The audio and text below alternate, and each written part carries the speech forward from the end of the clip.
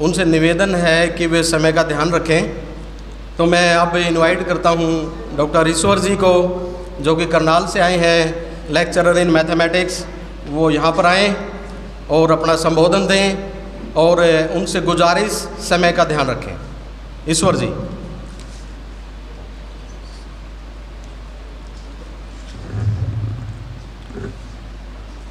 धन्यवाद। बहुत ही आदरणीय सम्मानित मंच, सभागार में उपस्थित सभी प्रबुद्ध व्यक्तित्व के धनी, अम्बेडकर विचारधारा को प्रसारित और प्रचारित करने में अपना अथक योगदान देने वाले सभी व्यक्तित्व, माता मातृशक्ति, आज इतने विस्तृत कार्यक्रम में मुझ जैसे सामान्य व्यक्ति को बोलने का जो मौका मिला, इसके लिए सबसे पहले मैं आप सभी का आभार व्यक्त करता हूं, धन्यवाद व्यक्त करता हूं। शक है जिन्हें वो करे अपने खुदाओं की तलाश। हमने तो बाबा साहब को अपना खुदा माना है। मिटा दो अपनी हस्ती एक मर्तबा पाने के लिए, मिटा दो अपनी हस्ती एक मर्तबा इस जैसा बनने के लिए। दाना खाक में मिलकर ही गुले गुलजार होता है।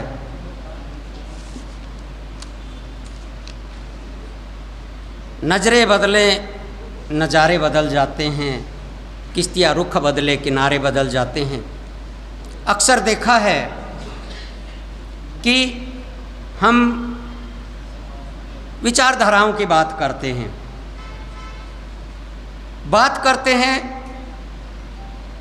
लेकिन अनुसरण नहीं करते, चेंज नहीं करते, उनको फॉलो नहीं करते। और मुख्य बात है विचारधारा का अनुसरण करने की। विचार गोष्ठियाँ होती हैं और विचार गोष्ठियों के समय में जब तक हम जिस विचारधारा पर काम कर रहे हैं, जब तक उनका पूर्णतः क्रियान्वयन अपने जीवन में नहीं करते, तो मात्र वो हवाई बनकर रह जाती हैं। हम जिस समाज का प्रतिनिधित्व करके मंचों पर आसीन होते हैं, पदों पर आसीन होते हैं, कदापि हम उन पूरे सिस्टम को भूल जाते हैं जब हम अपने पावर में होते हैं। ऐसा कदापि नहीं होना चाहिए। हमने पूरे सिस्टम को लेकर चलना चाहिए। हमें ये सोचना चाहिए कि जिस पद पर मैं आज हूँ वो अकेला नहीं हूँ मैं। जब तक मैं रिजर्वेशन नाम की जो बैसाखी को लेकर यहाँ तक आया हूँ, तो कम से कम उसका जितना भी मेरे ऊपर बोझ है, जितना भी ऋण है, कम से कम उसका कुछ प्रतिशत उतारने का काम करूँ। मैंने बहुत ऐसे व्यक्तित्वों को देखा है, सेवा काल में सभी चीज़ों को भूलकर केवल और केवल अपने समूचा जीवन यापन में अपने आप को बिता देते हैं, और जब रिटायरमेंट होती है वो बाबा साहब की मुहिम को चलाने का काम करते हैं। हमें ऐसा नहीं करना चाहिए। हमने घरेलू इकाई परिवार स्तर से ही अपने दिए गए रहबर के द्वारा दिए गए विचारों का अनुसरण करना चाहिए। शिक्षा एकमात्र हथियार है, उस हथियार को लेकर हमने चलना चाहिए। और हमने जो शिक्षा है वो केवल आध्यात्मिक या पाठ्यक्रम से संबंधित शिक्षा का अनुसरण नहीं करना चाहिए, बल्कि मूल्यों पर आधारित शिक्षा का अनुग्रहण हमने करना चाहिए, निर्वहन करना चाहिए। जब तक हम ऐसा नहीं करेंगे तो हम अपने सिस्टम को, अपने समाज को, अपने देश को विश्व स्तर पर लाने में मैं समझता हूँ कहीं ना कहीं कोई बड़ी कोर कसर छोड़ने का काम करेंगे। इकाई, घरेलू इकाई में हम अपने बच्चों को छोटे से छोटे मान लेते, हम खुद नहीं पढ़े, ऐसे माँ बाप कम से कम अपने बच्चों को पढ़ाई के प्रति प्रेरित तो कर सकते हैं। मैं आपको छोटा सा उदाहरण देना चाहूँगा इजराइल का। इजराइल देश यहूदियों का देश है और यहूदियों की जो संख्या है पूरे विश्व में, पूरे विश्व की जनसंख्या अगर 8 अरब है तो यहूदियों की संख्या 15.7 मिलियन है, यानी 0.2% ऑफ द वर्ल्ड। टोटल जनसंख्या का केवल 0.2% वर्ल्ड के अंदर यहूदी रहते हैं।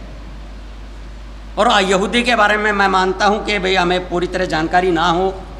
जो ईसाई और इस्लाम जो रिलीजन्स हैं उनके पूर्ववर्ती रहे हैं यहूदी, वहीं से उदय हुआ है ईसाई धर्म का और इस्लाम धर्म का।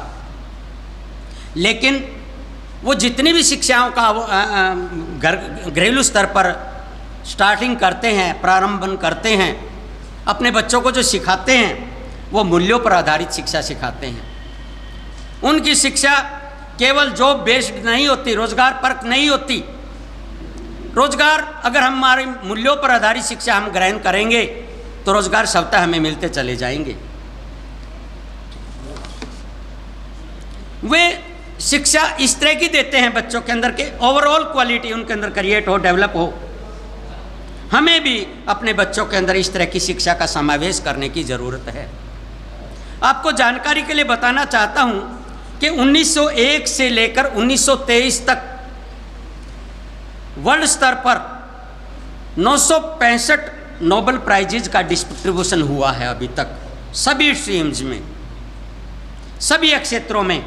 अभी तक 965 नोबेल प्राइजेज बांटे गए हैं और उन 965 प्राइजेज में से 214 प्राइज यहूदियों के नाम हैं, जिसमें हमारे विश्व गुरु का डंका बजाने वाला हमारा भारत, आप सभी जानते हैं कितने नोबेल प्राइज हमारे देश के नाम हैं। तो मैं आलोचनाओं में नहीं जाना चाहता, मैं योग्यताओं में जाना चाहता हूँ, मूल्यों पर आधारित शिक्षा के अनुसरण करने की बात पर जाना चाहता हूँ, बाबा साहब द्वारा दिखाए गए रास्ते पर अग्रसर होने की तरफ जाना चाहता हूँ। और आप सभी को भी मैं इसी तरफ औपचारिकता ही मत कीजिए, केवल और केवल क्रियान्वयन कीजिए। और अगर जब हम सच्ची श्रद्धा हमारी बाबा साहब के, हमारे रहबर के श्री चरणों में तब होगी जब उनका 1% भी हम अनुसरण करते हैं।